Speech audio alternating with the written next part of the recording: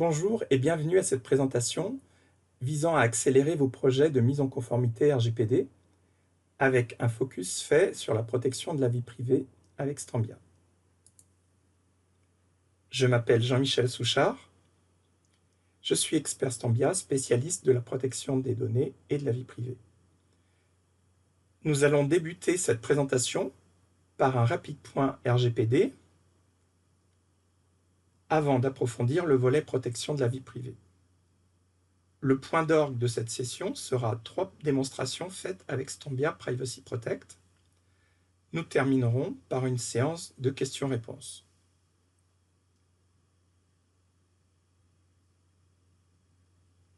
Le RGPD.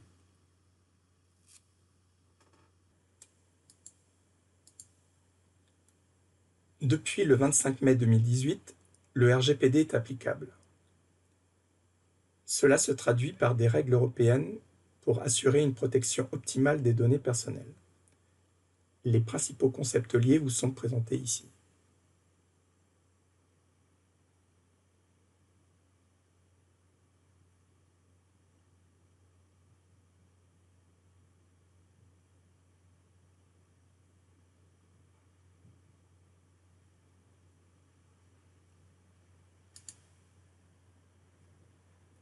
Ces contraintes engendrent des défis importants à relever pour les entreprises hébergeant des données européennes.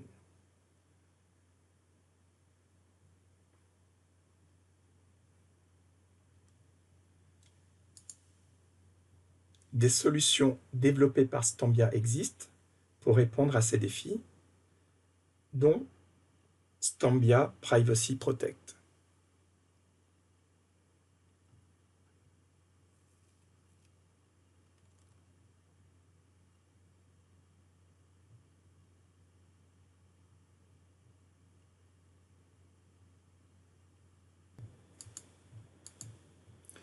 Intéressons-nous donc à la protection de la vie privée à travers la protection des données personnelles stockées dans les entreprises. 2 catégories de protection sont envisageables. La première consiste à répliquer et transformer les données en appliquant soit une anonymisation, soit une pseudonymisation. La deuxième catégorie consiste à générer de nouvelles données dans des tables vides.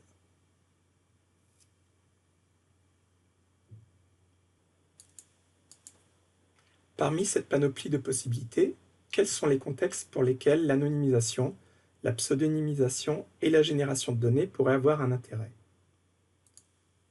Tout d'abord, l'anonymisation est utilisée pour alimenter des bases de développement, de tests ou de formation à partir de bases de données de production.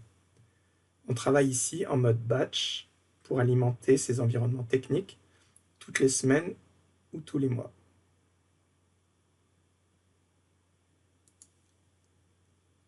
La pseudonymisation va, quant à elle, davantage être utilisée pour faire des extractions à des fins d'analyse, soit pour des initiatives open data, soit pour alimenter des bases décisionnelles.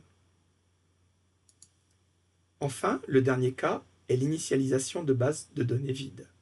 On se trouve ici dans la situation d'un projet qui a besoin d'alimenter une base de données vide pour construire une nouvelle application. Vous allez ainsi avoir la possibilité de charger une ou plusieurs tables vides de données. On peut également utiliser cette fonctionnalité pour alimenter des dimensions ou des données de référence à partir de dictionnaires de substitution fournis par Stambia.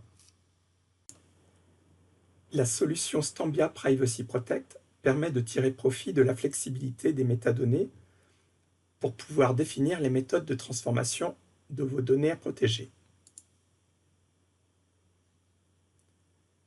Cette conception au plus haut niveau des métadonnées permet de répondre au concept de Privacy by Design défini dans le Règlement général de la protection des données.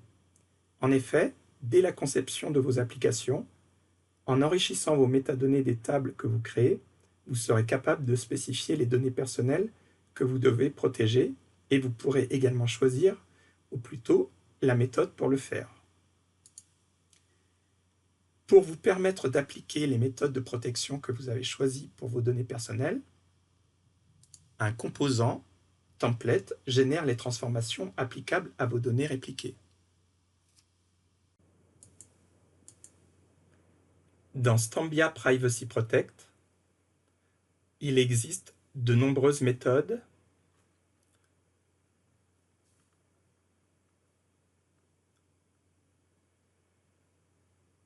permettant l'anonymisation, la pseudonymisation, la génération.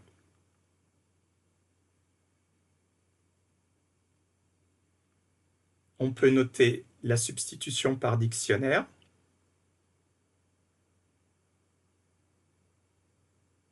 la déduction à partir de ces mêmes dictionnaires,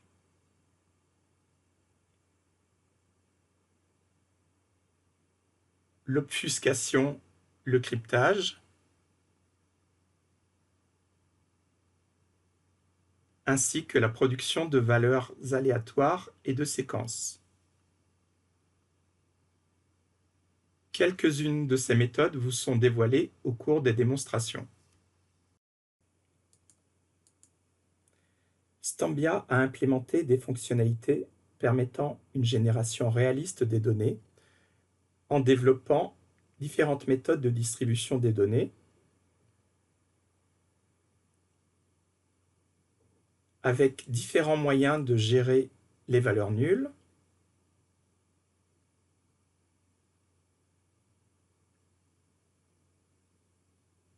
en vous permettant de personnaliser vos données grâce à des masques et en tenant compte de vos particularités géographiques.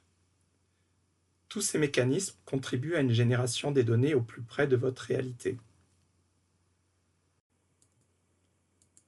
En plus de cette richesse fonctionnelle, voici quelques caractéristiques supplémentaires. Aujourd'hui, Stambia a implémenté Privacy Protect au niveau de 2 technologies, Oracle base propriétaire et PostgreSQL base open source. D'autres bases de données seront couvertes dans l'avenir. Afin de vous aider, Stambia produit divers rapports HTML. Ces documents archivés pourront être produits lors d'un contrôle CNIL et vous aider pour contrôler vos données. Vous pourrez ainsi montrer depuis quand, à quelle fréquence et comment vous protégez vos données.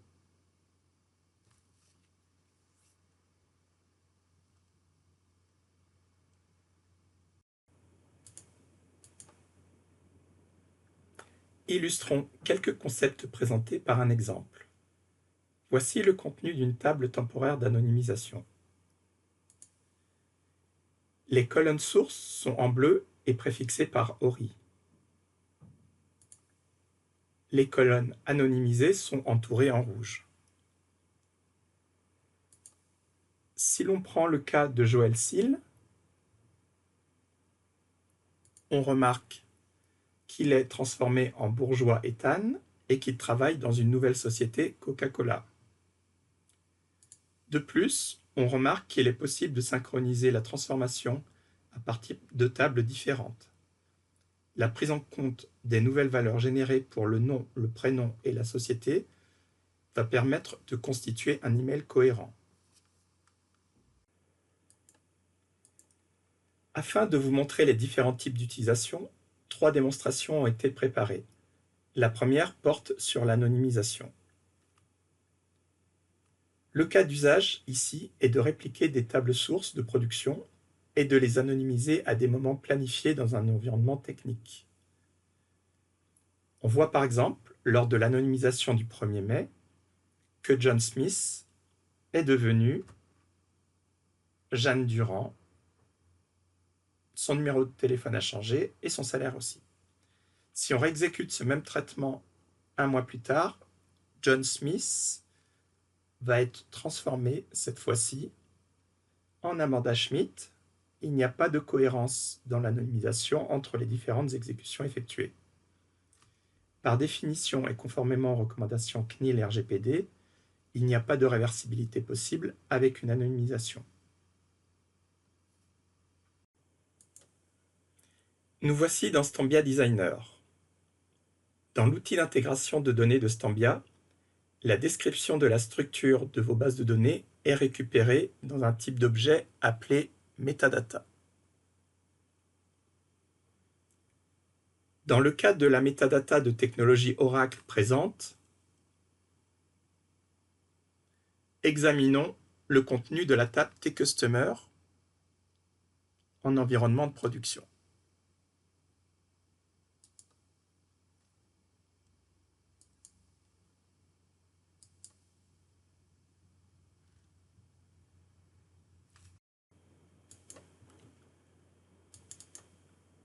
Pour chaque colonne, la méthode d'anonymisation est spécifiée dans l'onglet Privacy Protect.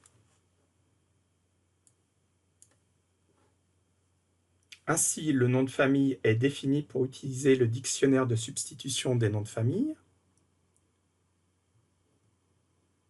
De même que le prénom est configuré pour utiliser le dictionnaire de substitution des prénoms en tenant compte du genre. Même dispositif pour les noms de société.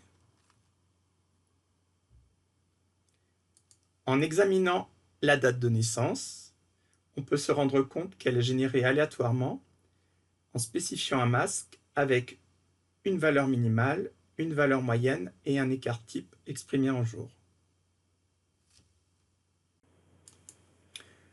Une fois les méthodes appliquées décrites dans une ou plusieurs métadatas, il va être possible de les exécuter dans un objet Stambia nommé process.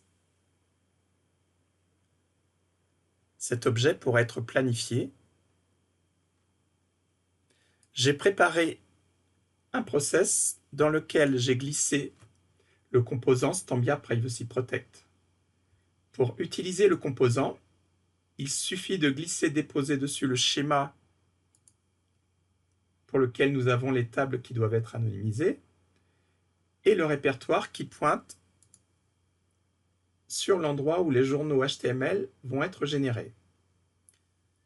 Il est ensuite possible de définir quelques options concernant les dictionnaires à utiliser, la gestion des tables temporaires et des tables de log, la couleur des journaux et le nombre de lignes d'échantillons à générer. Il ne reste plus qu'à exécuter le process pour que l'anonymisation soit appliquée.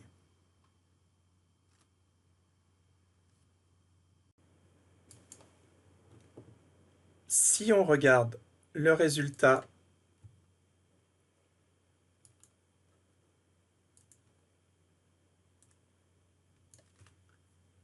on observe les nouvelles valeurs générées dans les tables temporaires, à comparer avec les valeurs initiales qui ont le préfixe ORI.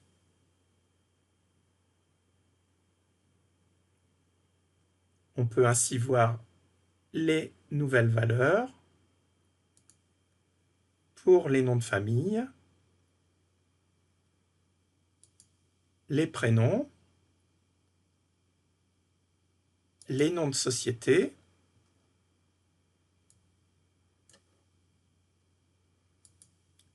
et les dates de naissance, par exemple. Cela va permettre de vérifier que l'anonymisation s'est bien déroulée.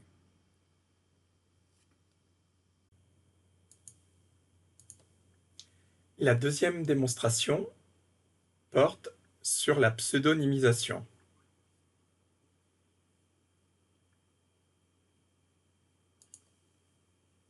Ici, il est nécessaire d'avoir une cohérence qui est maintenue entre les différents runs, car les extractions servent à des fins d'analyse ou pour de l'informatique décisionnelle. Pour l'illustrer, on va extraire deux colonnes. La première est un identifiant et la seconde une catégorie de population définie par une règle de transformation sur un code situation familial en tenant compte du genre, masculin, féminin, de la situation famille et du nombre d'enfants.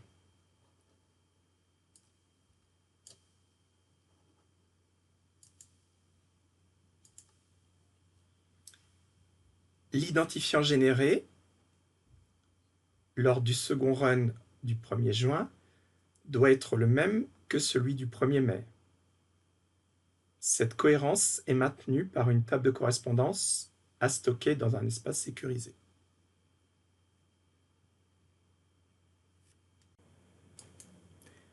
Pour cette deuxième démonstration, nous avons à nouveau une table dans un schéma avec des données que l'on peut consulter.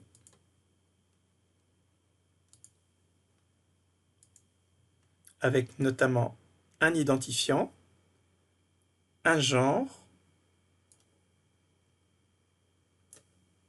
une situation de famille et un nombre d'enfants. Au niveau de la spécification des métadatas, il suffit de choisir la méthode pseudonymisation pour l'identifiant et d'inclure les colonnes à ajouter dans l'extraction de pseudonymisation. Je le fais sur mon identifiant et également sur la situation de famille. Sur cette dernière colonne, je choisis une transformation SQL pour catégoriser ma population en tenant compte des enfants, du genre et de la situation de famille. Il ne reste plus ensuite qu'à utiliser le même composant Stambia Privacy Protect pour réaliser la pseudonymisation.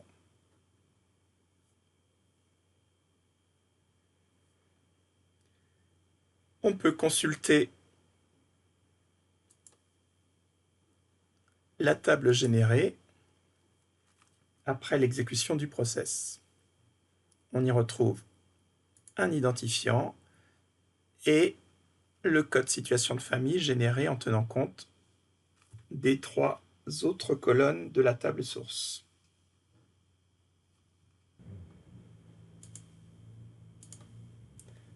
La troisième démonstration porte sur la génération. Pour ce troisième cas d'usage, il s'agit de générer des enregistrements à partir de tables vides.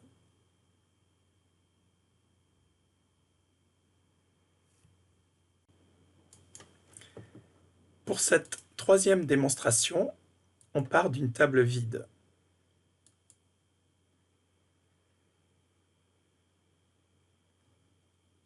On va pouvoir utiliser les mêmes méthodes dans les métadonnées que celles des démonstrations précédentes.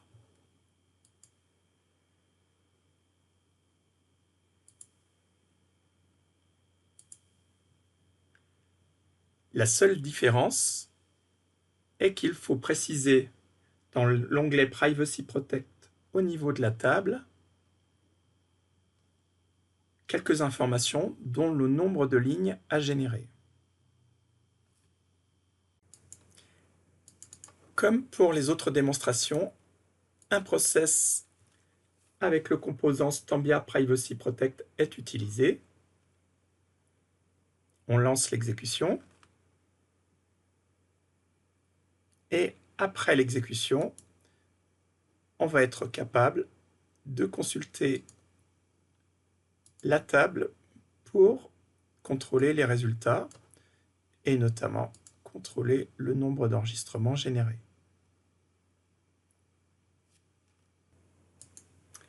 Enfin, pour les 3 démonstrations, on peut vérifier la génération des rapports HTML dans le répertoire défini, que ce soit le rapport décrivant les méthodes utilisées,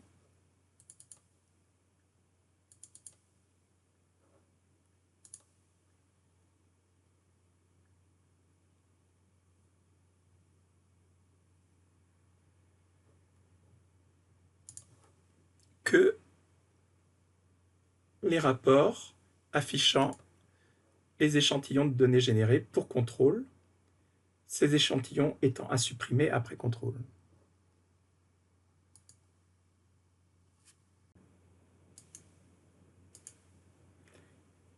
Merci pour votre attention. Il est temps de passer aux questions si vous en avez.